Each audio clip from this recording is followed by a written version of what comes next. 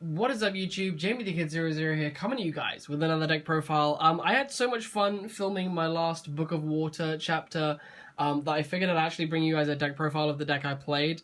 Because I know some of you guys don't enjoy my duel series, some of you guys just enjoy the decks I've brought out. So if you guys want to see this deck in action, I've got 4 duels in a duel video produced just before this one. It'll be the Book of Water, page 1, 50 card Nekroz Shaddolls, and that's exactly what I'm bringing you guys. This is 50 card Nekroz Shaddolls. This is a fun deck.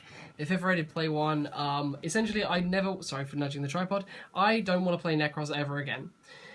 I'm not a fan of the way the deck plays. I personally can't play it. I'm not good with it. I will be the first to admit that, and sadly I have to make a Nekroz video later on Duel Network for the series, so you guys are going to see how awful I am with the deck. I much prefer to play Shaddoll, but for the Water series I thought, what Water engine can I put in the deck? There's nothing else that really works with it that well that I've seen, so I figured why not, let's combine it with the other best deck of the format being Nekroz. It's Water, why not? And I had a blast with it. It's not the most consistent. The two engines do conflict to some extent. They do lead to some pretty cool plays as well, but as I said, they do conflict as well. For the moment, I'm just going to bring you guys the deck profile, show you guys what I'm working with, and yeah, I'll see what you guys think of the profile. Again, this is 50 cards, so from the moment I say 50 cards, you should understand this is just for a bit of fun, but if you fancy trying the deck out, I wouldn't object to it. It's definitely a laugh. So to start off for the engine, we're going to play, to start off the list, we'll start off with the Shaddolls component. For the Shaddolls component, I play double Falco. It's all you need, realistically. Double Hedgehog, you want to be searching your combo pieces, and this allows you to search whatever you need. We play Armageddon Knight in the deck, so I feel that the second Hedgehog is necessary because we're going to be searching cards off of that Armor Knight. The triple Squamata, it's outs to the Ginlock, and if you draw into this, it's any Shaddolls you want it to be. So that's pretty good. Dragon, similarly out to the Genlock and out to Spell and Traps. And then the 2 Beasts to allow us a bit more draw power to increase the size of our hand. Of course, we want to draw into our Nekroz components to build our Nekroz combo plays in hand.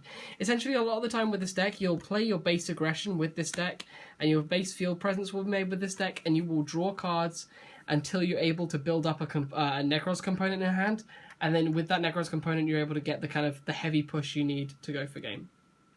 So that's the Shaddolls component, and then for the other Dark support, I'm playing the 2 Armageddon Knight, which you'll see kind of complement the deck a bit more as well, because I mean they send the Djinn to the graveyard essentially, and we're also playing the 1 BLS because we play a light component, so I figured we may as well throw that in the deck. This is slightly different from the deck that I played on Duel Network, but I've had a few changes now that I've had time to really consider it while I was building this deck for the profile. Then for the Nekroz component, it's downsized as much as it can be, but it's still far and away larger than the Shaddolls one, just because of the inherent nature of it. But we play the triple Manju, those are the only Jews we play.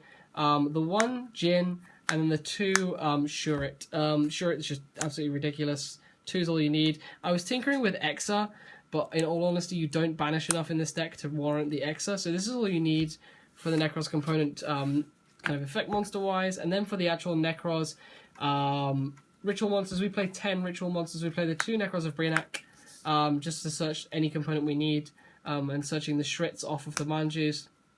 The 1 Nekroz of Trishula, I was playing 2 in the video, but the 2 were entirely unnecessary. You only need the 1 for this version of the deck, so the 1 Trishula.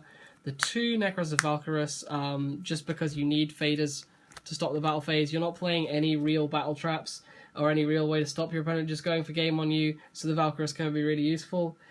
And then the 3 copies of the Nekroz of Unicorn. Just Unicorn for your rank 4 play. You still play the standard. You can make the standard Ginlock play in this deck, I should note that.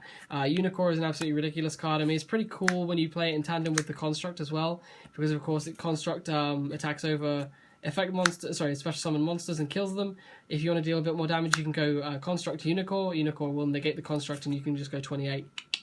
Which is kind of cool. So that was that. It's just a little thing you can do. And then double Clausulus. Again, it's a rota target. Searches out your spell traps. Essential for our Ginlock, which we do play in this deck. So that's the full Nekroz complement. And that is actually the full monster complement. I don't entirely remember how many I play in this. It's definitely a large number. I mean, we've got 10 of these. I always play these 10. I believe it's 10 dolls. 2, 3, 6, 8, 10. So 10 of that, and 2, 3, 6, 9, 29 monsters. So it's a large component.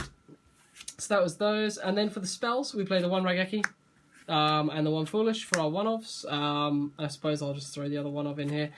We play the 1 Preparation of Rites as well, because, I mean, come on, this card is ridiculous. So the Foolish, to get to any Shaddol we want to get to, and sets up our Shurts in grave if we need them to be there, and the Djinn, respectively. And the Preparation of Rites, just because it's ridiculous with any fusion engine, it's absolutely insane.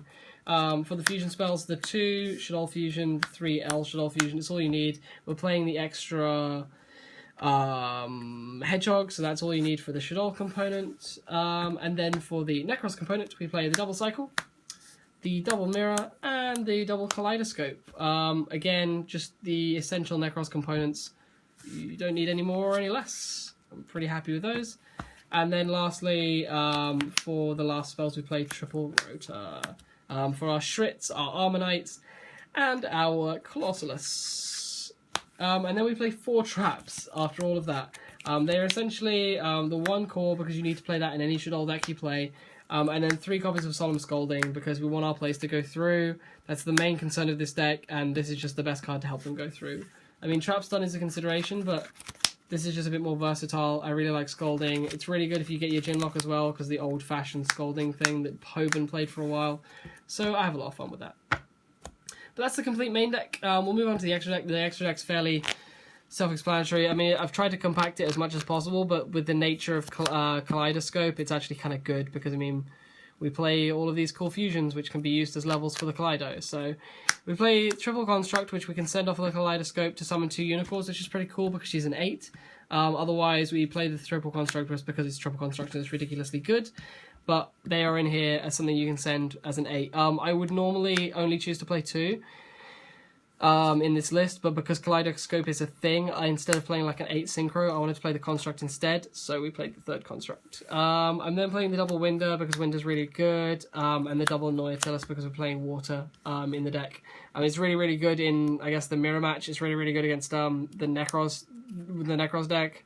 So, I mean, it's in here because Nekroz is our biggest weakness with this deck. Because the hand can sometimes clump. We don't have room for Veilers, so we are very susceptible to Trish. So, making this is really, really strong against that Trish play. And then the last fusion I play is the Divine Neos for the Kaleidoscope to make Valk Unicorn. Then for the Synchros, play Double Herald. Kaleidoscope is a thing. That's about all there is to it. I mean, I wish I could Synchro into these, but I'm not playing the Mathematician Glow Up Bulb version, so Double Herald is all we play. The Mongolia Guardian, I like playing this because of the Shaddol Synchro. However, it is unfortunate that if we have a Kaleidoscope play and we get Mind Crushed, and we have Brionac in hand, you will be forced to send the Goyo to summon the Brionac, but I mean, it's not all bad, it's 23 beater on the field, but you will be forced to do that because you have this in the extra deck. And then we're playing the 1 Ascension Sky Dragon. I love the plays you make with this in Shaddol. I prefer it to Leo at the moment, especially with this build, because you do accumulate quite a large amount of cards in hand. Also, it's a 10 you can send if you want to summon Brionac and Unicorn, so it's kind of cool. So that's the complete Synchro component. And then for the Exceeders, we're just playing, in my opinion, the 3 best Exceeders you can play. The 1 Exciton Knight for board clearing, the 1 Castel, because it's the most versatile out to the most threats, and the 1 Laval Chain for the various applications it has in the deck. For, of course, that automatic Djinn Lock, you can use it to put any card you want on top of your deck, i.e. BLS, and it's just an incredibly effective card. So yeah, guys, I hope you've all enjoyed. I've definitely been having a good bit of fun kind of building this concept for Dueling Network. It's definitely a good bit of fun. It's by no means, as I said, competitive, but definitely if you guys want to have a bit of a jolly in your spare time with something a little bit meta, but a little bit not, this is definitely the deck for you. So if you guys want to give this a go, let me know what you thought about it. Let me know how it played for you on Dueling Network. And again, if you want to see it played, please check out the other video I posted just before this one on my channel. I'll also link it in the description. But yeah, as always, I've been Jamie the Kid 00. I hope so very much that you've enjoyed this video. I'll see you guys next time. As per usual, like this if you liked it, subscribe if you want to see more of the same, comment down below if you have any comments on the list, and share this with your friends if you think they'd enjoy giving this a go. It's been Jamie the Kid 00. Peace out. Bye-bye.